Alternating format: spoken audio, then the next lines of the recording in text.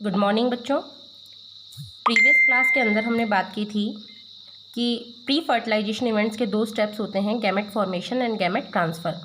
Gamete formation हम complete कर चुके हैं। अब नेक्स्ट स्टेप पे आते हैं गैमेट ट्रांसफ़र पे। इसमें आपको देखना है कि जो लोअर प्लांट्स होते हैं, मैंने आपको 11th क्लास में प्लांट के 5 डिविजन्स के बारे में बताया था। Number 1 Thallophyta, bryophyta, pteridophyta, gymnosperm and angiosperm. उनमें से जो लोअर प्लांट्स हैं, तो उनमें लोअर प्लांट्स में आते हैं थैलोफाइटा, ब्रायोफाइटा एंड टेरिडोफाइटा। तो हमने पता है कि थैलोफाइटा के अंदर कौन आती हैं, एल्गी। तो यहाँ हमने 3 नाम मेंशन किए हैं। पहला नाम हमने मेंशन किया एल्गी, दूसरा नाम हमने किया ब्रायोफाइट, तीसरा नाम हमने किया टेरिडोफाइटा। इन तीनों में मेल गैमेट्स जो होते हैं वो बहुत ही स्मॉल और फ्लैजिलेटेड होते हैं। स्मॉल होने के साथ साथ इनमें फ्लैजेलास पाई जाती हैं जो मूवमेंट में हेल्प करती हैं। जैसे ही इनकी मैच्योरिटी आती है, फ्लैजिलेटेड जो मेल गैमेट्स होते हैं वो छोड़ दिए जाते हैं वाटर मीडियम में, और वो वाटर करंट्स के थ्रू ट्रांसफ़र होते हुए फीमेल गैमेट्स तक पहुंच जाते हैं। 11th क्लास में आपने पढ़ा था कि मेल गैमेट किस में बनते हैं, एंथ्रेडिया, और फीमेल गैमेट किस में बनता है, archegonia.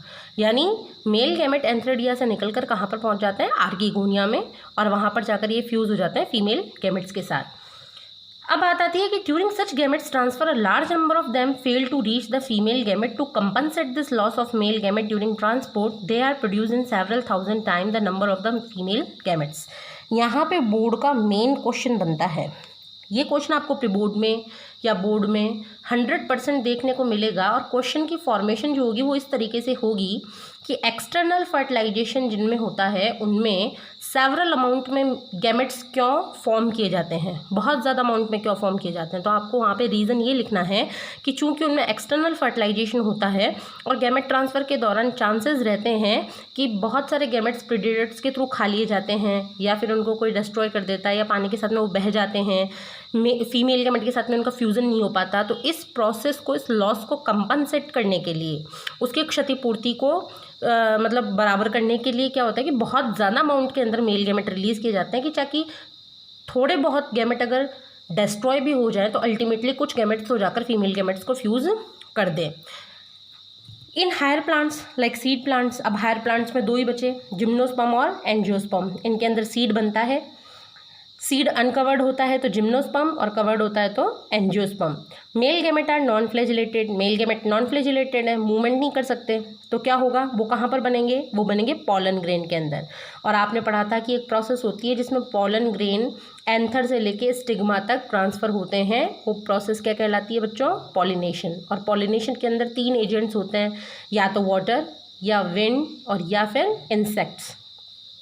Eight maturity they are liberated into air to the stigma for carpel through agent like water, insect, wind, etc. ये मैंने आपको बता ही रखा है कि पॉलन ग्रेन पॉलिनेशन के थ्रू एक जगह से दूसरी जगह जाएंगे, और इनको लेकर जाने का हेल्प कौन करेंगे, पॉलिनेशन के एजेंट्स।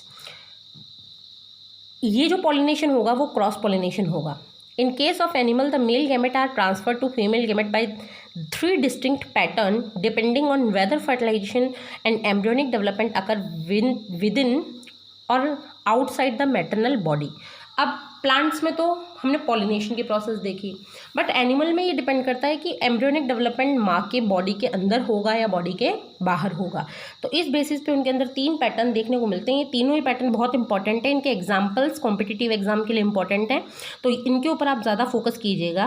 पहला पैटर्न है external fertilisation and external development, दूसरा है internal fertilisation and external development, और तीसरा inter fertilisation and internal development. तो अब यहाँ पर देखिए क्या है कि एक्सटर्नल फर्टिलाइजेशन तो कहाँ पर हुआ, बाहर हुआ, और डेवलपमेंट भी कहाँ पर हुआ, बाहर हुआ, मदर की बॉडी के बाहर। ऐसी चीज़ किस में होती है, 3 इसके एग्जाम्पल है। पहला एग्जाम्पल है नेरीज, दूसरा एग्जाम्पल लेबियो, तीसरा एग्जाम्पल है फ्रॉग।